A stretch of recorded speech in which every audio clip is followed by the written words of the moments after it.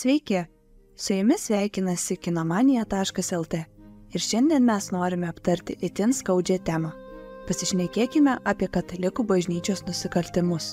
Pastaraisiais mėnesiais mus pasiekė daugybė skandalingų portalų antraščių. Katalikų kunigas provincijoje užstatė vaiką nepilnametį. Dvasiškis Vilniuje išnaudojo nepilnametį paauglį. Kunigas rengė sekso vakarėlį ir atsisakė padėti vienam iš jo dalyvių prireikus pirmosios pagalbos po perdozavimo draudžiamomis medžiagomis ir Viagra. Ir tai nėra vien tik šios dienos aktualijos. Tokios naujienos mus pasiekė 2000 metų, nuo pat Šventojo sosto įkūrimo pradžios. Šioje laidoje kai kurie žodžiai bus pakeisti garsais, tam, kad išvengtume interneto svetainių bloko. Nepamirškite prenumeruoti mūsų kanalą YouTube platformoje ir sekite kinomanija.lt naujienas socialiniuose tinkluose.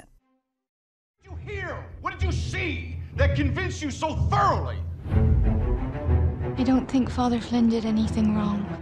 You just want things to be resolved so you can have simplicity back. Vienas pirmųjų Lietuvoje į didelį rezonansą pasaulyje sukėlusi dvasininkų skandalą atsiliepė režisierius Jonas Jurašas. Vilniaus Mažajame teatre 2009 metais inscenizavęs JAV dramaturgo ir scenaristo Johno Patricko Shanley pjesę Dvejonė, pelniusi prestižinę Pulitzerio premiją ir įtakojusi to paties pavadinimo filmo gimimą.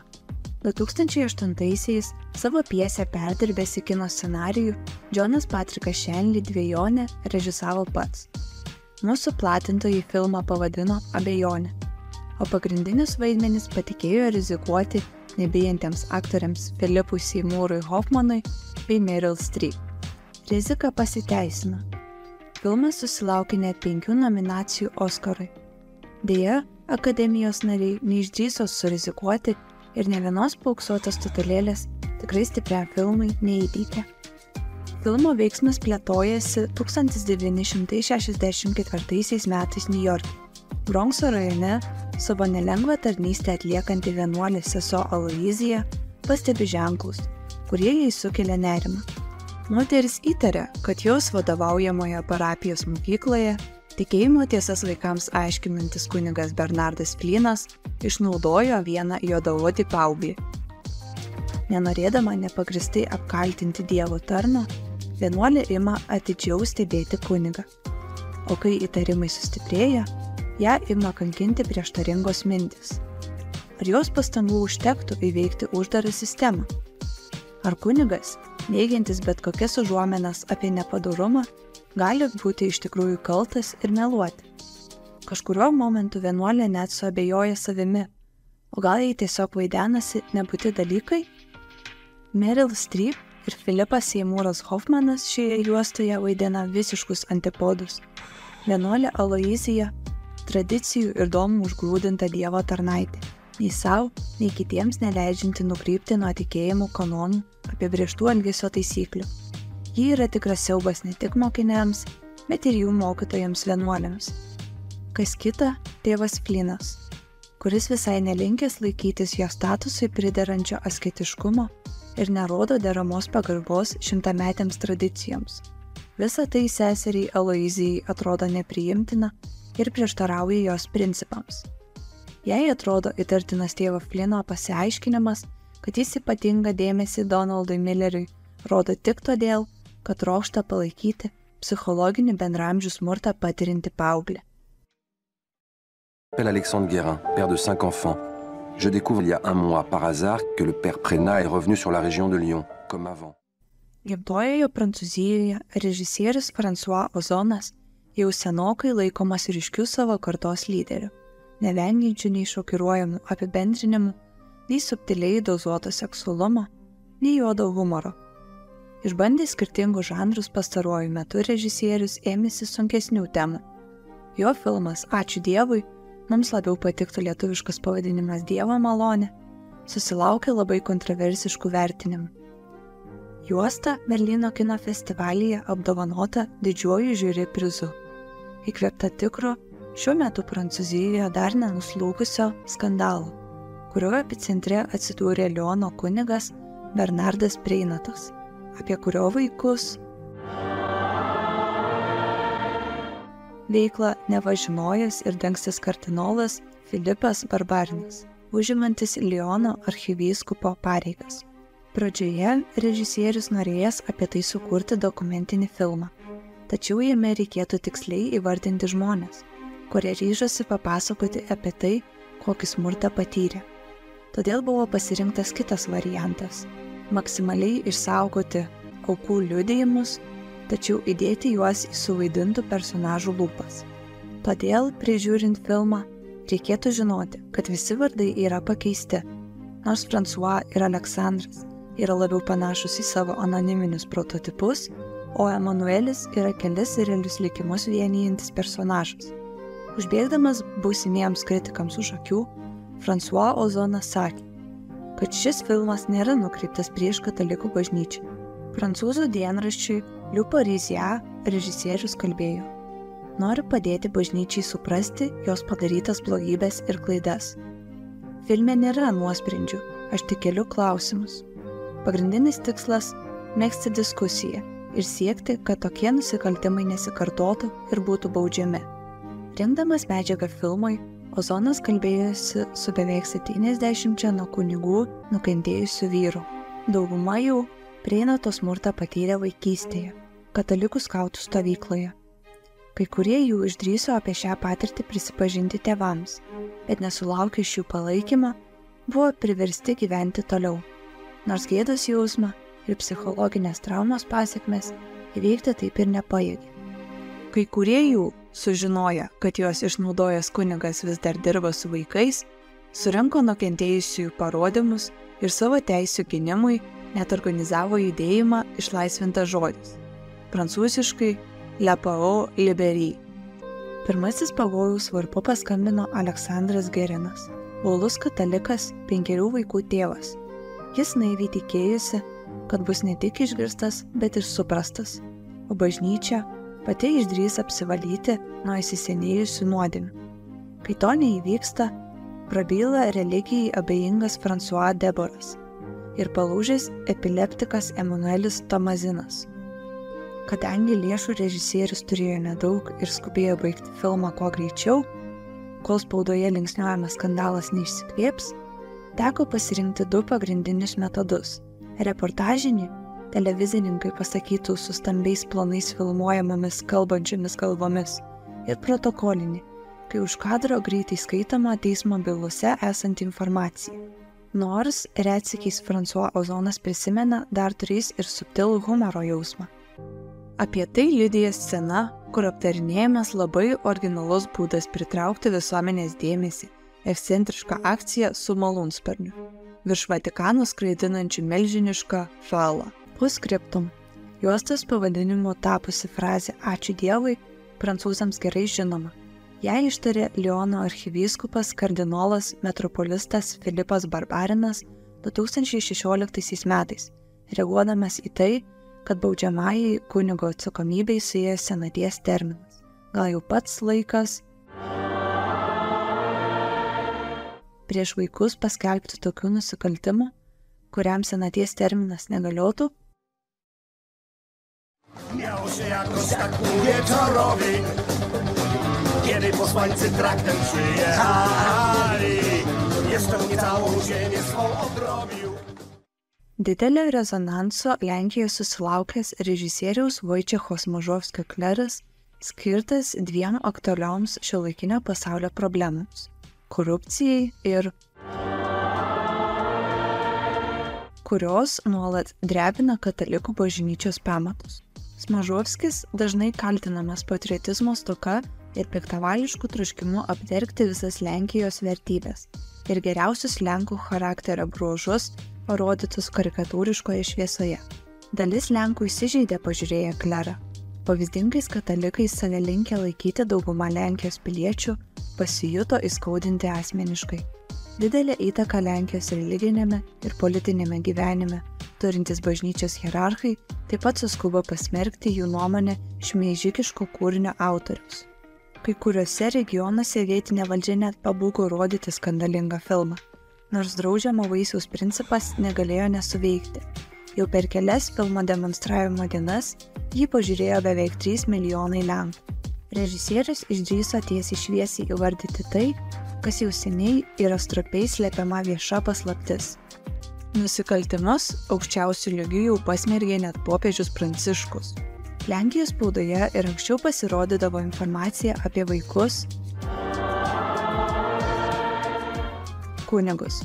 Klero autoriai surinko daug prievartą patyrusių dabar jau suaugusių žmonių liudijimų ir juos panaudojo rašydami scenarijų.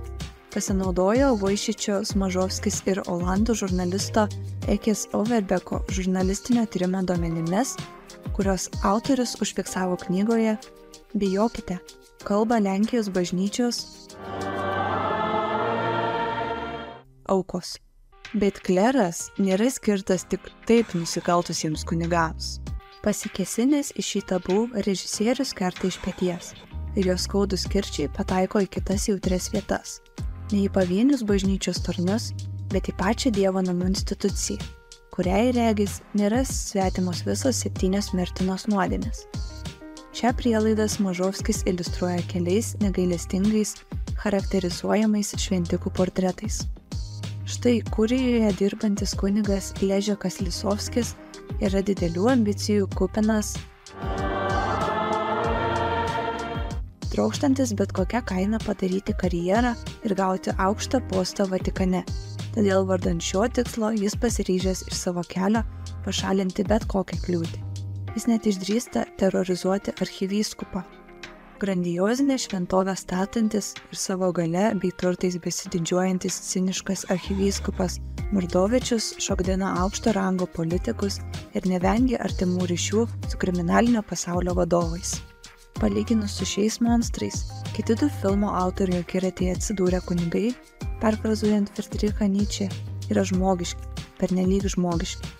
Roberto Venskievičiaus suvaidintas kaimo parapijos kunigas Tadeušas Trybusas nevengia stiklelių ir jaučia silpnybę moteriams, nes ryžtasi mesti kunigystę, kad galėtų gyventi su mylima moterimi Hanka, kuri laukiasi jo kūdikio.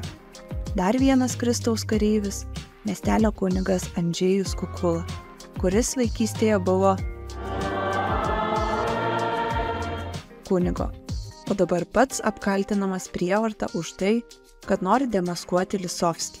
Užspęstas į kampą ir pavargęs priešintis bejausmiai moralinės prievartos mašinai, Kukula ryžtasi baisiam iššūkiui. His name was Father O'Grady. He was the closest thing to God that we knew. This is going to be the most honest confession of my life. JAV dokumentinis filmas Gelbėk mus nuo pikto pasakoja apie airių katalikų kunigą Oliverį O'Grady, kuris prisipažino nuo 1970-ųjų beveik 3 dešimtmečius Šiaurės Kalifornijoje savo parapijiečių vaikus. Viso tokių aukų buvo per 25. Vienai aukai tebuvo vos 9 mėnesiai. Filme pateikiami teismo dokumentai, vaizdo liudijimai ir interviu su teologais, psichologais bei advokatais. Gelbėk mus nuo pikto intriguoja tuo, kad teigia, jog bažnyčia žinojo apie šiuos nusikaltimus, tačiau ėmėsi visų įmanomų veiksmų, kad juos nuslėptų. Filme kritiškai žvelgiama į kunigų nusikaltimus katalikų bažnyčioje, o filmo režisierė Amy Berg meistriškai atskleidžia kraupes ir pasišlykštėjimą keliančias detalės. Kaip deja dažnai būdavo anksčiau, paaiškėjus panašiems nusikaltimams prieš vaikus, bažnyčios vadovybė nebausdavo prasikaltusių kunigų, bet perkeldavo juos į kitą parapiją. Taip keletą kartų buvo pasielgta ir su Oliveriu O'Grady. Nors filmas Gelbėk mus nuo pikto susilaukė skandalingo dėmesio, jo kelias į didžiuosius ekranus nebuvo labai lengvas. Filmas pradedamas Jėzaus Kristaus žodžiais užrašytais Tomo Evangelijoje. Jei gimdote tai, kas yra jūsų viduje, tai jūs išgelbės. Jei negimdote to, kas yra jūsų viduje, tai jūs pražudys.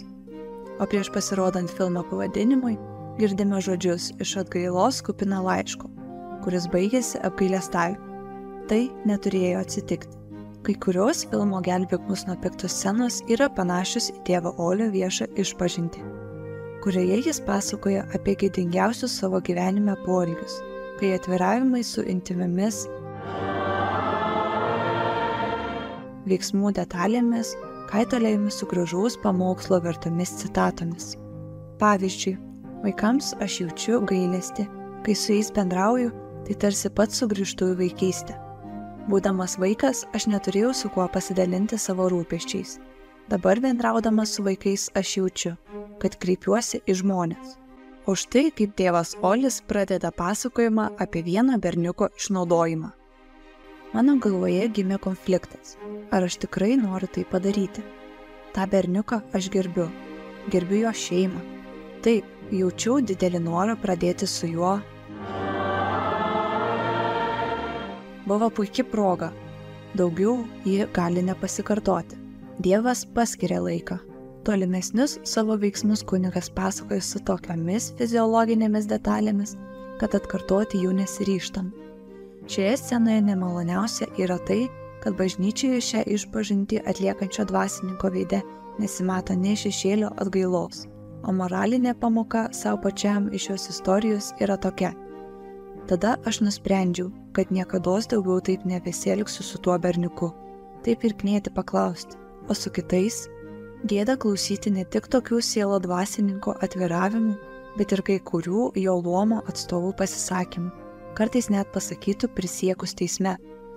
Nesmagu matyti tokius liudytojus, kurie dangsto susitepusius kolegas, bando kaltinti pačias aukas, vengia įvardinti teisiamąjį kompromituojančias detalės, atsargiai renka žodžius, neigia galimus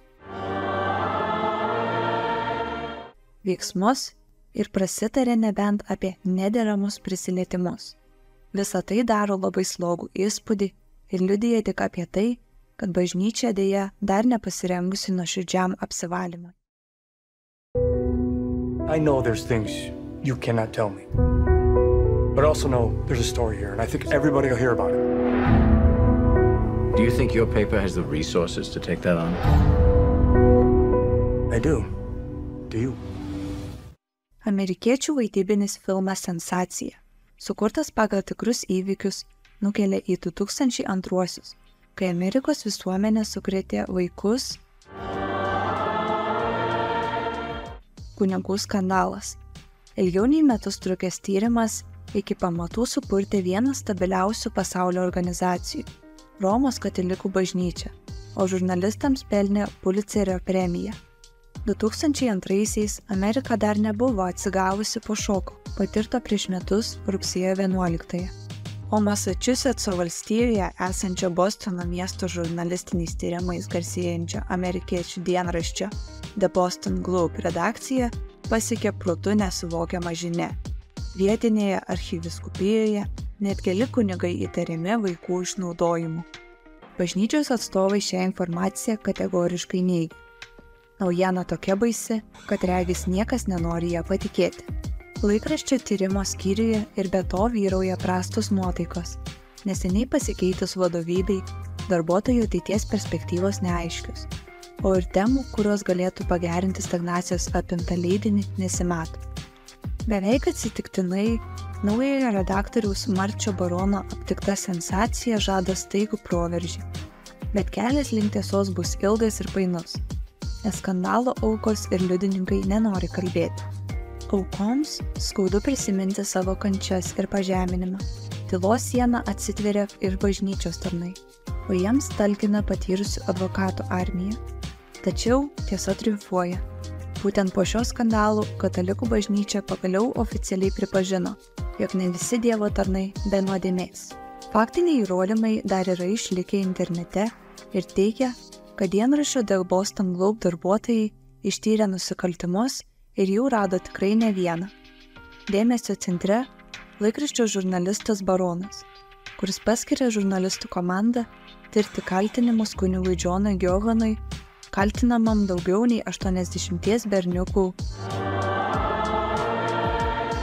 2009 metais žurnalas Columbia Journalism Review paskelbė 22 puslapių bylos tyrimą apie žurnalistiką, susijusią su šia serija, kuri ir įkvėpė sukurti filmą. Tyrimas atskleidė, kad bažnyčia nuslėpė net 250 prievartos atvejų, o tyrėjai teigia, kad būtent įniršis ir neteisingumas paskatino atlikti tyrimus. Po tyrimo 5 Romos katalikų kunigai buvo patraukti baudžiamojon atsakomybėn, o katalikų dvasininkus prievarta prieš nepilnamečius atsidūrė visos šalies dėmesio centre. Kitas kaltinamas kunigas dalyvavęs vadinamame Spotlight skandale taip pat prisipažino esąs kaltas. Laikraščio The Globe publikacijos paskatino ir kitas aukas pateikti kaltinimus dėl prievartos. Todėl buvo iškelta daugybė ieškinių ir net 249 baudžiamosios bylos. Vėlesni tyrimai ir kaltinimai atskleidė išnaudojimo ir dangstymo atvejus daugelyje didelių Jungtinių valstijų vyskupijų. Tai, kas iš pradžių atrodė kaip keli pavieniai piktnaudžiavimo atvejai, virto visos šalies skandalu, o vėliau pasaulinė Romos katalikų bažnyčios krizė. Galiausiai paaiškėjo, kad katalikų bažnyčios kunigai ir pasauliečiai religinių ordinų nariai per kelis dešimtmečius išnaudojo nepilnamečius tokiu mastu, kad kaltinimai siekė tūkstančius. Nors buvo pranešta, kad dauguma atvejų įvyko Jungtinėse Amerikos valstijose, aukos kreipėsi ir kitose šalise, pavyzdžiui, Airijoje, Kanadoje, Australijoje, Naujojoje Zelandijoje ir Indijoje. Su jumis buvo kinomanija.lt ir šiandien aptarėme 5 filmus apie bažnyčios nusikaltimus. Nepamirškite paspausti patinka ir prenumeruoti mūsų YouTube kanalą. Atsisveikiname iki kitų kartų.